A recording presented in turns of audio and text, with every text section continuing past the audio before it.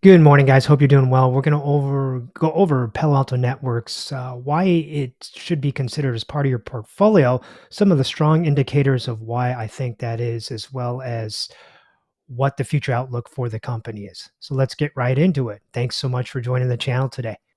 So thanks so much for joining the channel. This is all based off the most recent Q4 quarterly earnings report, which came out recently, and it gives you an indication on how strong the company's doing. So let's get right into it. Total revenue year over year has increased. And if you take a look since 2021, basically doubled. Wow, that's pretty impressive to over $8 billion in revenue compared to several years ago. The operating margin looks healthy. If you take a look at the operating income, it has steadily increased actually from negative way back in 2021 to now.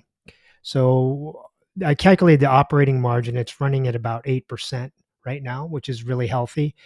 And all indications show that the company is doing strong. You go down to the earnings per share over the years, and it's basically 8 compared to a negative 1.73. So total earnings on each stock out there is around 8, which is also a good indication of how the company is doing.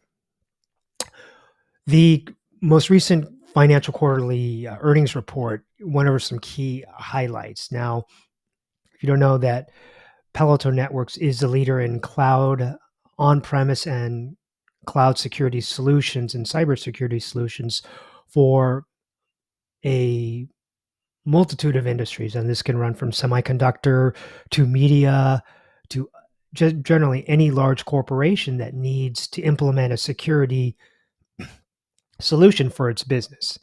And if you take a look at the most recent highlights at the next generation security, annual recurring revenue, it grew from 43% to 4.2 billion, surpassing the 4 billion milestone. They've actually gone to platformizing a lot of their security solutions. So where in the past they've had, XYZ security solution over here to LMS security solution over there. They've kind of created a one-stop shop of security solutions and platformized it to make it easier for the end users to implement and use the security solutions for their own business. And that's actually made it easier for the end user to implement it, and it increased in obviously easier usability for the products and made it more likely that they have recurring subscribers and new subscribers to the platform.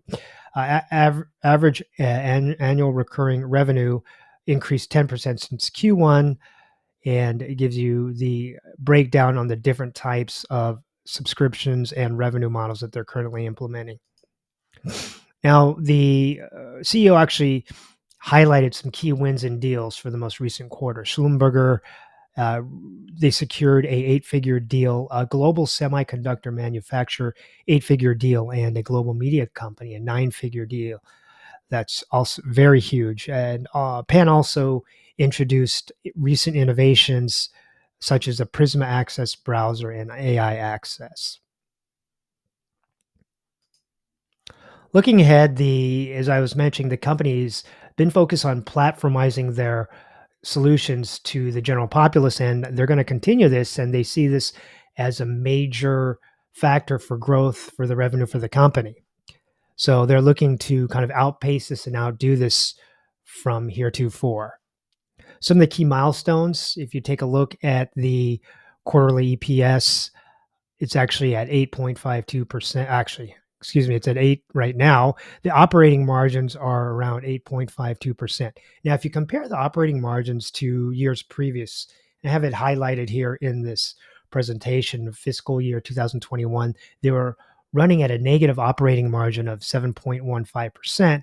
And right now they're at 8.52%, which is a great indication that the management is doing its best to maximize its use of revenue and to optimize it for revenue growth.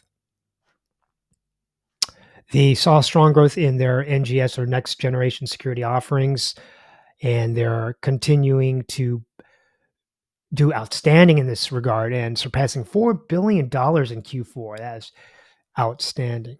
So the CEO had mentioned that the kind of where they're going from here is they're looking to continue this run on the NGS ARR.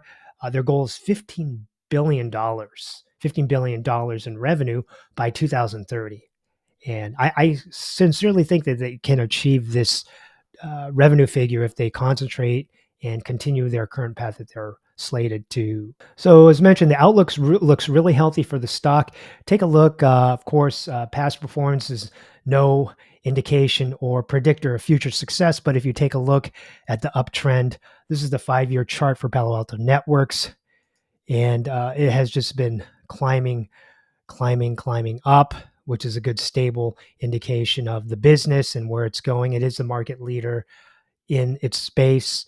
So if you take a look at some of the other competitors in the market, they've been kind of going or having troubles and tilting down and up and down and up. Whereas this has been Palo Alto Networks has been achieving remarkable results, and as a effect of that, or a net effect of that, is the kind of great price and that they've been giving their stockholders. And I think it, in terms of the business, where it's situated and where the price is, and the financials, it looks like it's going to continue its excuse me, rise in its share price, and a good investment overall.